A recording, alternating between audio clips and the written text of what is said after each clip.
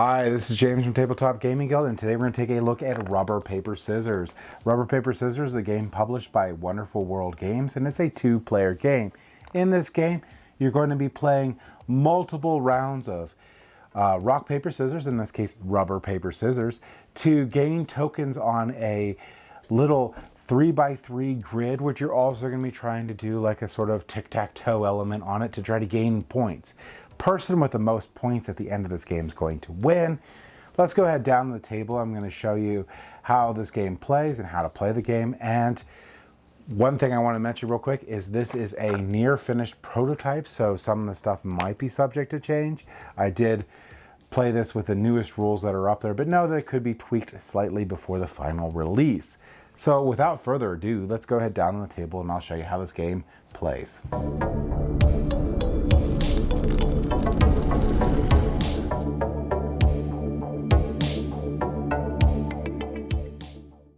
All right, so this is rubber, paper, scissors. In rubber, paper, scissors, you're basically going to be playing rock, paper, scissors over 9 rounds, and you're trying to gain control of this shop window and gaining the tokens that are going to be in it that I'm going to show you how to set up here in a second, and being able to gain control of rows for points. So in this game, you're going to be taking all these little tokens here. You're going to not be using these tokens here, so not using the goggles or these special tokens yet. Those are little expansions that you can use. You'll flip these over.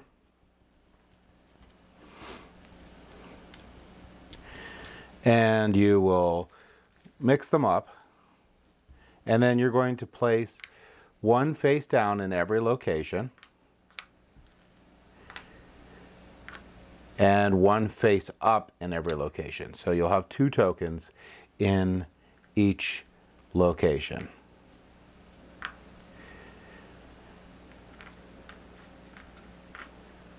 Once you have this, any remainder tokens, you'll just set them out of the game. They're not going to be used. So I have 4 tokens left. They're not going to be used. Now each player is going to pick a color. There's going to be blue and orange. So each player picks their color, and you're ready to get started. The goal of this game is going to be, after 9 rounds, to score the highest amount of points. But if you score all 3 crowns, you immediately win the game.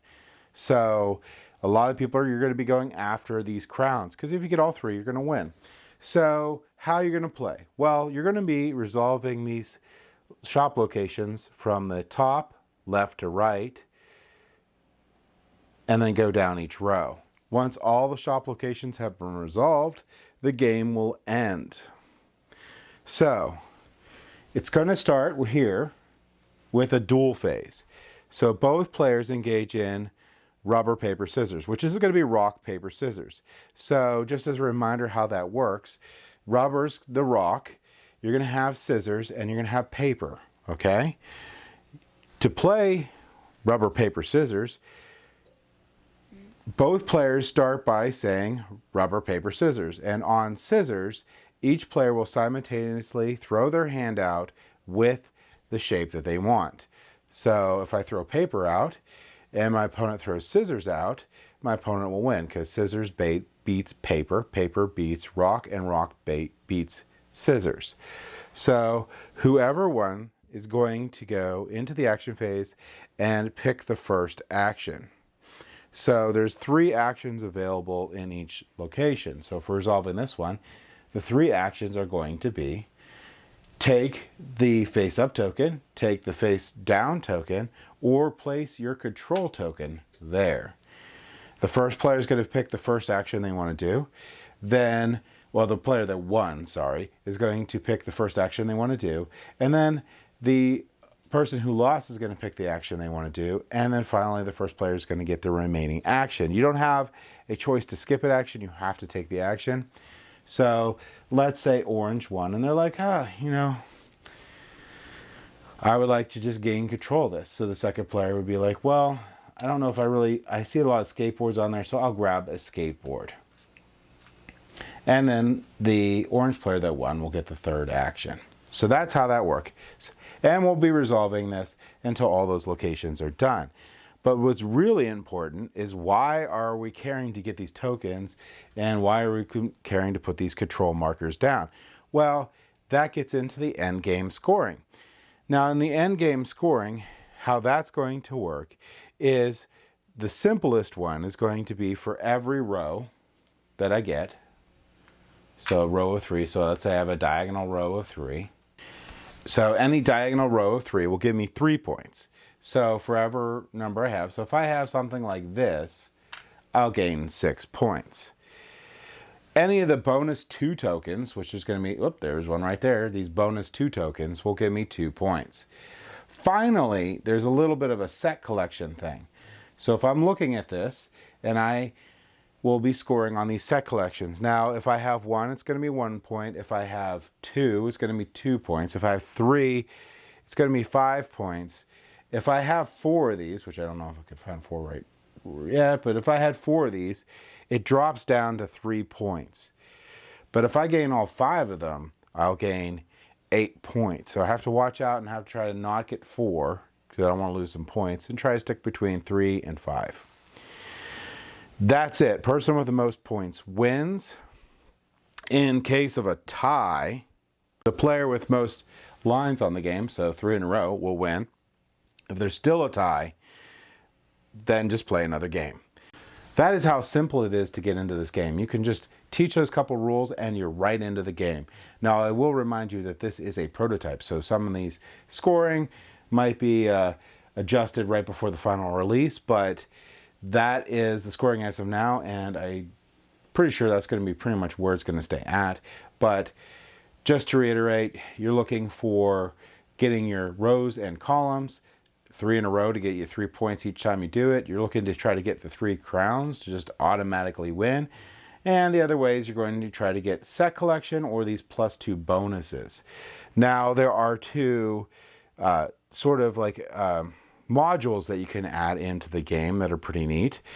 These first module are just going to be simply shuffling these in with the rest of them, and what they're going to do is they're going to give you extra bonus points. So this will give you +2 bonus points per crown. This give you an extra bonus point per skateboard. So that's what that little module does. Here is also going to be the goggles. Each player is going to take 2 goggles if you're going to use this, and during the game a player may spend the goggle, so flip this over and secretly look at one of the face down tokens in the shop window. Those are the 2 different like mini expansions / modules that come with this, but that is rubber, paper, scissors in a nutshell. Let's go ahead back up to the table here and I'll give you my final thoughts on this game. All right, rubber, paper, scissors is a nice small game. It's very easy to teach, very compact, very easy to take around. So you could just play this like impromptu with any of your friends, teach it in like 5 minutes and you're ready to go. I like the little additional modules that you can have with the game. I sort of like those goggles a lot where you can peek at what the tokens are up to twice in a game, and I really like the additional scoring mechanisms because you'll go after those, but you also still need to get the tokens that they relate to. So having that expansion with the goggles expansion is really cool. There is a lot of different strategy to this game. Rock, paper, scissors, there's a whole studies on like statistics and what people will throw and all that, and it is a fairly big thing, rock, paper, scissors.